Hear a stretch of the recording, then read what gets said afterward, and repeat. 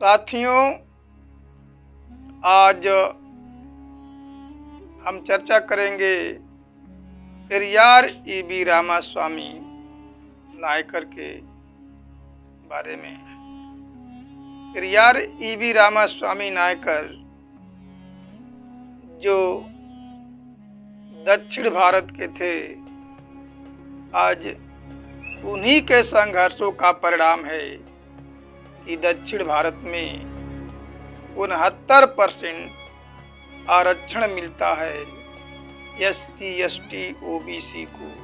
यानी आरक्षण का मतलब भागीदारी मिलता है, हिस्सा मिलता है। तो पेरियार ईबी रामास्वामी नायकर का जन्म धनगर समाज में हुआ था। उन्होंने अवर्ण, अनार, पिछड़े, द्रविड़ और शूद्रों को उनका न्याय दिलाने के लिए एक बहुत बड़ी नीतिगत योजना बनाई थी और उन्हें सभी जातियों को उनके अनुपात में, जनसंख्या के अनुपात में, जीवन के प्रत्येक क्षेत्र में भागीदारी, हिस्सेदारी देने के लिए बनाए थे, जो कम्युनल रिप्रेजेंटेटिव थियरी के आधार पर आधारित है। यानी जातीय प्रतिनिधित्व के सिद्धांत पे आधारित है और इसी को पेरियार आरक्षण के नित से भी जानते हैं। इस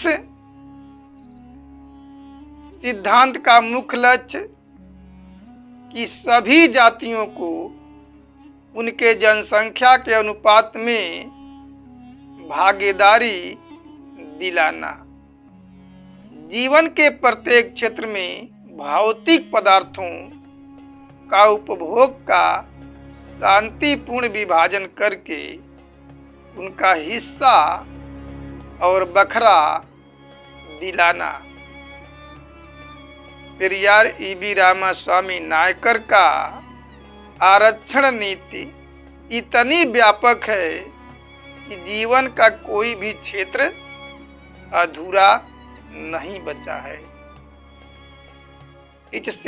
इस सिद्धांत में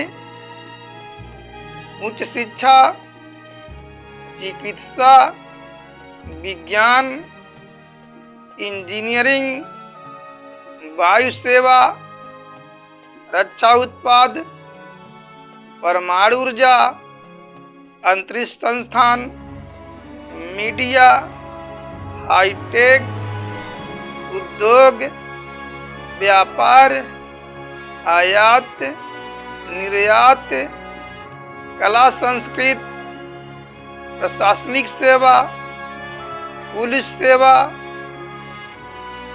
सरकारी, अर्ध सरकारी, गैर सरकारी यानी निजी क्षेत्रों सहित लोकसभा, राज्यसभा, विधानसभाओं, विधान परिषदों, पंचायतों, निगमों और आयोगों को। यह सभी लोकतांत्रिक संस्थाओं को जीवन के व्यापक परिधि के अंतर्गत मानते हैं। यह सिद्धांत रोजगार के अवसर के अपेक्षा कम बल्कि प्रतिनिधित्व के सिद्धांत को अधिक मानते हैं।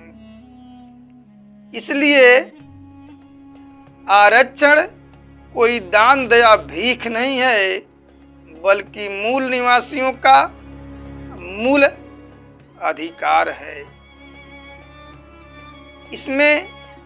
इस सिद्धांत में सवर्णों को भी उनकी आबादी के अनुपात में प्रतिनिधित्व दिलाता है आरक्षण दिलाता है और अवर्णों को भी उनकी जनसंख्या के अनुपात में आरक्षण दिलाता है। वह किसी को भी अनारक्षित नहीं रखता है, वो सभी को भी आरक्षित रखता है। इस सिद्धांत के तहत सवर्ण भी अपने आबादी के अनुपात में आरक्षण पा सकेगा और अवर्ण भी अपनी आबादी के अनुपात में आरक्षण पा जाएगा। इससे अवर्णों का शोषण सवर्णों के द्वारा नहीं होगा और समान प्रतिनिधित्व होने के कारण, समान भागीदारी होने के कारण अवर्ण का हिस्सा सवर्ण नहीं हड़प सकता। पेरियार ई.वी. रामास्वामी नायकर का जातीय प्रतिनिधित्व के कारण आज दक्षिण भारत में 69% आरक्षण दिया गया है और जब सवर्ण अवर्ण का हिस्सा नहीं हड़प पाएगा तो बहुसंख्यक होने के नाते अवर्ण आरक्षण मांगने वाला होने के बजाय देने वाला हो जाएगा और शासित होने के बजाय शासक बन जाएगा। इस सिद्धांत में प्रत्येक जातियां अपनी जनसंख्या के अनुपात में जीवन के प्रत्येक क्षेत्र में प्रतिनिधित्व दे करके सामाजिक न्याय की स्थापना करता है और भौतिक पदार्थों के उपभोग में शांतिपूर्ण विभाजन करके और समान व्यवहार के कारण अछूतों का जीवन स्तर ऊंचा होगा और ऊंच नीच का भेदभाव समाप्त हो जाएगा। तो जातियां केवल सामाजिक और शैक्षणिक ही नहीं है बल्कि आर्थिक भी है। जो जातियां जिस अनुपात में ऊंची नीची है उसी अनुपात में अमीर और गरीब भी है। हमारे देश में अमीरी और गरीबी का जाति पात से गहरा रिश्ता है। जो जातियां जिस क्रम में ऊंची नीची है उसी क्रम में अमीर और गरीब है। इस ब्राह्मणवादी व्यवस्था के चलते 95% सवर्ण अमीर हैं और 5% गरीब हैं और 95% अवर्ण गरीब हैं और 5% अमीर हैं। इसलिए जातिगत आधार पर आरक्षण ही व्यवहारिक रूप से समानता ले आ सकता है, वरना नहीं, क्योंकि आर्थिक आधार पे सभी समूहों का पहचान करना संभव नहीं है। इसलिए आरक्षण आर्थिक आधार न हो करके सामाजिक और शैक्षणिक आधार होना चाहिए, क्योंकि आर्थिक आधार पे सभी समूहों का पहचान नहीं किया जा सकता है और वैसे भी चयन प्रक्रिया में भ्रष्टाचार है और सूची को बार बार बदलने की आवश्यकता पड़ेगी। इसलिए जातिगत आरक्षण ही न्याय संगत है, अर्थगत उसके विपरीत है। तो इस सिद्धांत का मानना है कि पिछड़ों को अगड़ों के बराबर लाने के लिए यदि कोई तेज चलने वाला व्यक्ति काफी आगे निकल गया है और दूसरा व्यक्ति जो कम चलता है, तो दूसरे व्यक्ति को पहले व्यक्ति के बराबर लाने के लिए कम से कम पहले वाले व्यक्ति को तब तक रोक के रखा जाए जब तक दूसरा व्यक्ति उसके बराबर न पहुंच जाए। उसी प्रकार से अवर्णों को सवर्णों के बराबर लाने के लिए कम से कम सवर्णों को 15 साल तक उच्च शिक्षा, चिकित्सा, विज्ञान, तकनीकी संस्थाओं में रोक लगा करके रखा जाए, प्रवेश से रोक लगा करके रखा जाए और उतने ही दिन तक उन्हें राजपत्रित अधिकारी बनने पर भी रोक लगा करके रखा जाए। और सरकारी विभागों में, सरकारी सेवाओं में और सरकार के द्वारा सहायता प्राप्त जितने भी संस्थान है, उन सभी जगहों सवर्णों को आबादी के अनुपात से ज्यादा भर्ती पर हमेशा रोक लगा के रखा जाए। यानी हर विभागों में, या वो प्राइवेट सेक्टर हो चाहे वो निजी सेक्टर हो, यदि सवर्ण अपनी जनसंख्या के अनुपात से ज्यादा भर्ती हो गए हैं, उनको अपनी जनसंख्या के अनुपात में ही भर्ती किया जाए। जनसंख्या के अनुपात से ज्यादा भर्ती पे हमेशा रोक लगा करके रखा जाए। और जितने भी लोकतांत्रिक संस्थाएं हैं, जितने भी चुनाव क्षेत्र हैं, उन सभी चुनाव को सभी जातियों के लिए रखा जाए, सुरक्षित रखा जाए, ताकि लोकतांत्रिक व्यवस्था में सभी लोगों को समान प्रतिनिधित्व, सभी जातियों को समान प्रतिनिधित्व मिले, सामान्य भागीदारी मिले। और जो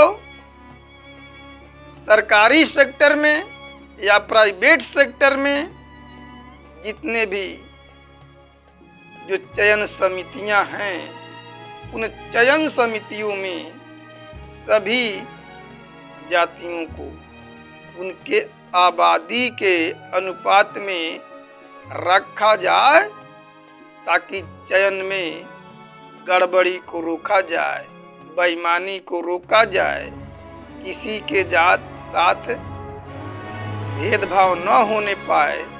इसलिए चयन समितियों में आबादी के अनुपात में ही रखा जाए।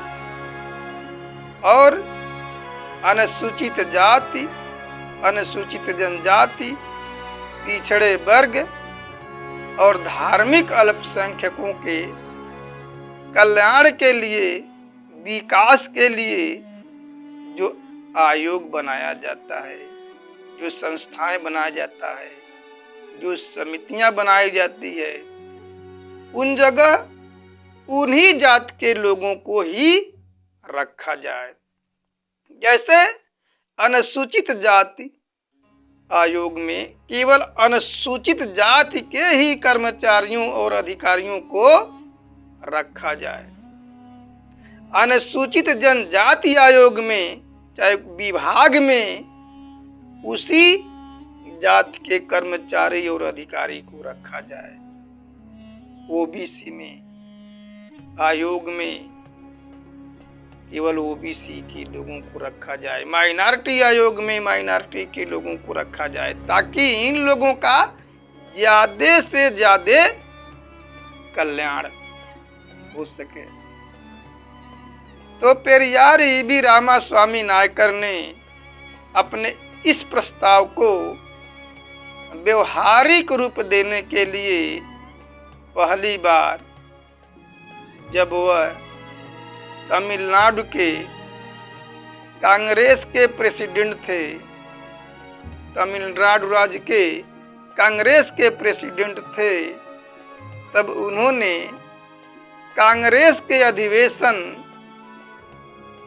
तिरुनेलवेली के अधिवेशन में पहली बार रखी और इसमें ब्रिटिश सरकार से ये मांग की गई कि सदियों से अधिकार वंचित मूल निवासी बहुजन समाज के लोगों को जीवन के प्रत्येक क्षेत्र में उनके जनसंख्या के अनुपात में प्रतिनिधित्व दिया जाए, जिसका आधार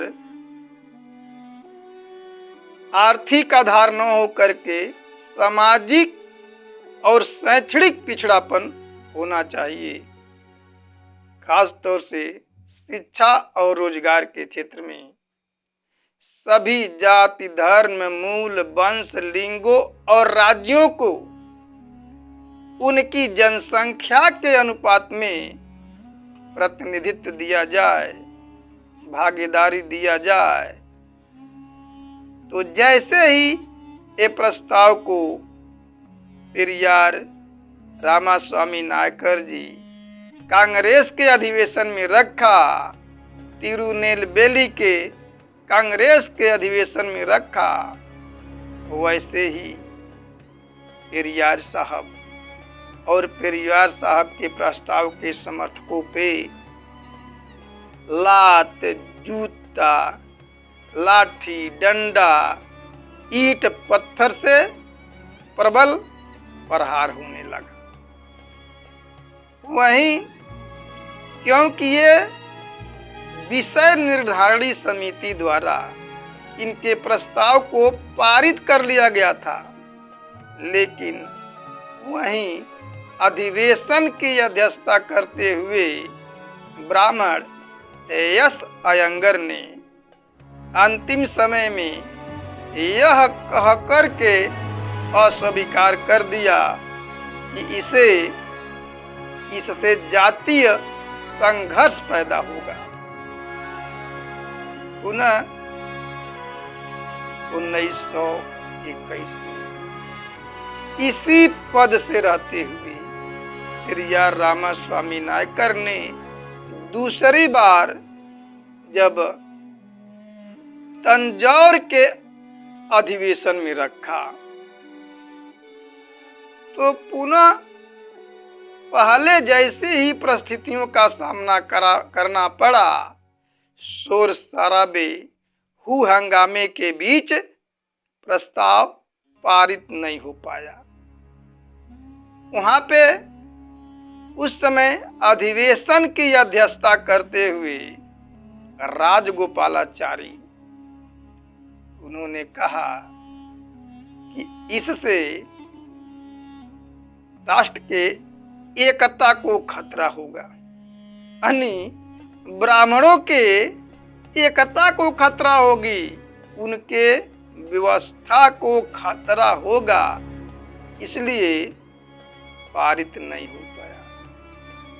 इसी प्रकार से लगातार पेरियार साहब ने 1923 में तिरुपुल के अधिवेशन में रखा। 1922 को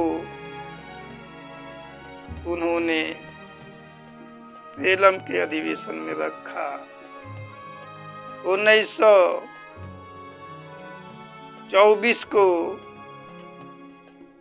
25 को उन्होंने तिरुनेलवेली के अधिवेशन में रखा, लेकिन लगातार ऐसे ही परिस्थितियों का सामना करना पड़ा और आज तक ये प्रस्ताव अधूरा है, पास नहीं हो पाया। तो दोस्तों, आज से 100 साल पहले यानी 1920 में तिरुनेलवेली के अधिवेशन में रखा और 1922 में तंजौर के अधिवेशन में रखा, 1923 में तिरुपुर के अधिवेशन में रखा, 1923 में सेलम के अधिवेशन में रखा, 1924 के तिरुचनापल्ली के अधिवेशन में रखा। यानी लगातार पेरियार रामास्वामी नायकर ने 5 बार इस प्रस्ताव को रखा कि ये प्रस्ताव पास हो जाएगा, पारित हो जाएगा और यहाँ के मूल निवासियों का द्रविड़, अनार, पिछड़े, अवर्ण और शूद्रों को उनके आबादी के अनुपात में भागीदारी मिलेगा और इस देश के लोग शासक बन जाएंगे, हुक्मरान बन जाएंगे। 5 बार उन्होंने इस प्रस्ताव को रखा। आज SC, ST, OBC के कितने सांसद और विधायक हैं जो अपना निजी बिल बना करके सांसद में चर्चा करवाए हैं। वो उस समय के महापुरुष थे। उन्होंने कांग्रेस में भी रहते हुए हमारी लड़ाई उनके खिलाफ लड़ा, पास तो नहीं करा पाया। लेकिन आज दक्षिण भारत में 69% आरक्षण भागीदारी पेरियार जी के संघर्षों का परिणाम है और उत्तर भारत में केवल 50% है SC, ST, OBC माइनॉरिटी का लेकर के। तो उन्होंने संघर्ष किया और उनको मालूम था कि हमारा अधिकार क्या है। उन्होंने अपना निजी बिल बनाया और वो पास कराने के लिए संघर्ष किया। लेकिन आज SC, ST, OBC का कोई भी सांसद और विधायक अपना स्वयं का हमारे हित में, अपने समाज के हित में कानून बना करके पार्लियामेंट या तो विधानसभाओं के टेबल पे चर्चा कराने के लिए ही नहीं रखता है।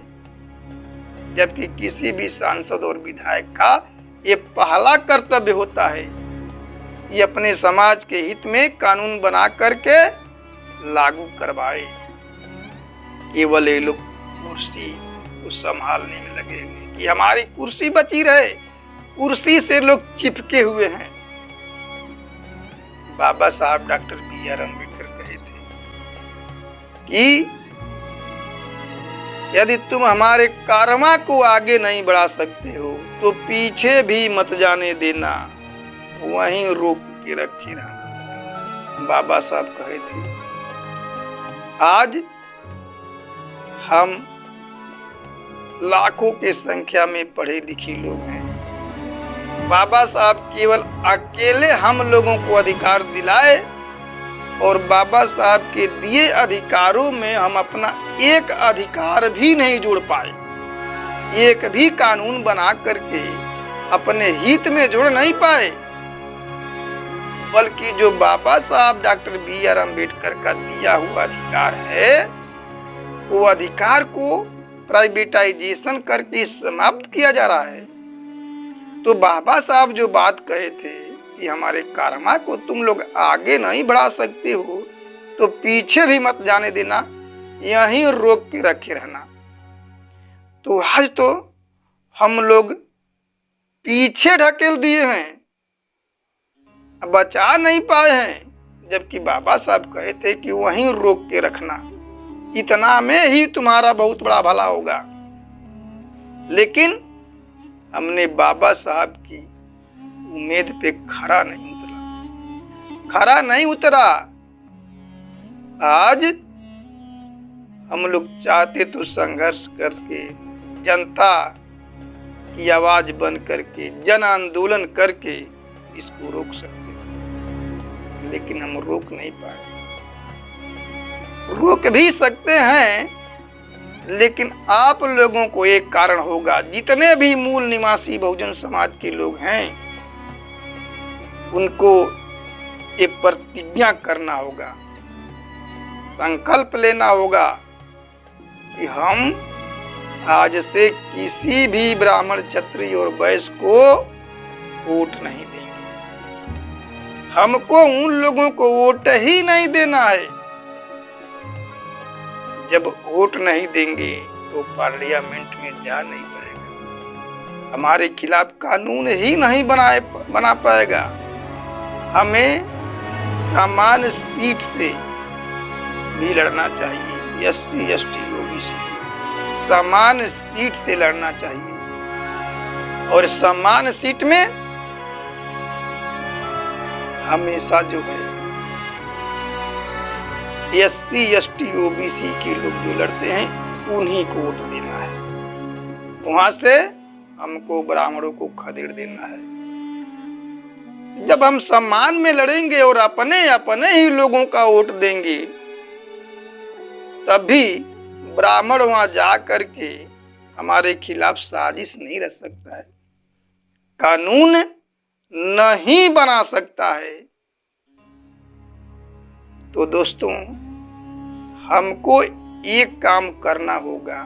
यदि सड़क पे आप लोग नहीं उतरते हैं, आंदोलन नहीं करते हैं, तब इतना तो कर सकते हैं कि हमको सवर्णों को वोट ही नहीं देना है, यानी उसको लोकतांत्रिक प्रक्रिया से खदेड़ना होगा। तभी सही मायने में हम संविधान की रक्षा कर पाएंगे। तभी सही मायने में संविधान अक्षरशः हमारे देश में लागू होगा। और जब अक्षरशः लागू होगा, तभी हम लोग इस देश में शासक बन सकते हैं, हुक्मरान बन सकते हैं। हमें शर्म आनी चाहिए कि हम लोग 85% हैं और 15% लोगों का सरकार बनाते हैं। फिर उन 15% के लोगों से हम लोग आरक्षण की भीख मांगते हैं। अरे अब हमें लेने वाला समाज नहीं, बल्कि हमें देने वाला समाज बनना चाहिए। आरक्षण लेने वाला नहीं, बल्कि आरक्षण उन लोगों को देना है जो लोग आरक्षण का विरोध करते हैं। ये कैसे संभव होगा? जब मूल निवासियों का शासन आएगा और जाति आधारित जनगणना किया जाएगा, और जाति आधारित जनगणना करा करके सभी समूहों को, SC, ST, OBC, minority, MBC, NT, DNT, VJNT को, सभी लोगों को जनसंख्या के अनुपात में आरक्षण अर्थात भागीदारी अर्थात हिस्सेदारी दिया जाएगा, हिस्सा बखरा दिया जाएगा। तभी सही मायने में सभी जातियों के साथ न्याय होगा। और यही बात पेरियार ईवी रामास्वामी नायकर कहे थे, यही बात बाबा साहब डॉक्टर अंबेडकर कहे थे, यही बात ज्योतिबा राव फूले कहे थे। तो हम अपने महापुरुषों को कितना मानते हैं? हम ज्योतिबा राव फूले को मानते हैं, हम छत्रपति साहू जी महाराज को मानते हैं, हम बाबा साहब डॉक्टर BR अम्बेडकर को मानते हैं, लेकिन उनका एक भी नहीं मानते। उनकी कही हुई बात पे यदि हम चले होते तो बाबा साहब डॉक्टर BR अम्बेडकर कहे थे, मैंने तुम्हें संविधान में अधिकार दिया है, जा करके तुम अपना शासक स्वयं पैदा करो। तुम इस देश के हुक्मरान हो, जा करके अपने दीवालों पे लिख दो कि हम इस देश के शासक हैं। बाबा साहब डॉक्टर BR अम्बेडकर कहे थे, ताकि आते जाते दीवालों पे हमें हमेशा नजर पड़े और उसके लिए संघर्ष करें। तो दोस्तों, हमारे महापुरुषों ने संघर्ष किया और उसी संघर्षों का परिणाम संविधान है। तो जो संविधान में प्रदत्त अधिकार है, हमें उसको बचाना होगा और जो हमारे महापुरुष उसमें हक अधिकार दिए हैं पुनः उसको लाना होगा। प्राइवेटाइजेशन जो किया गया है पुनः उसको सरकारी करना होगा। जब हमारी सरकार आ जाएगी, हमारे मूल निवासियों का सरकार आ जाएगी, तभी ये संभव है। तो दोस्तों, आप ऐसा करेंगे, हमारा आशा और विश्वास है। आप लोगों ने हमारी बात को सुना, इसके लिए धन्यवाद। जय मूल निवासी।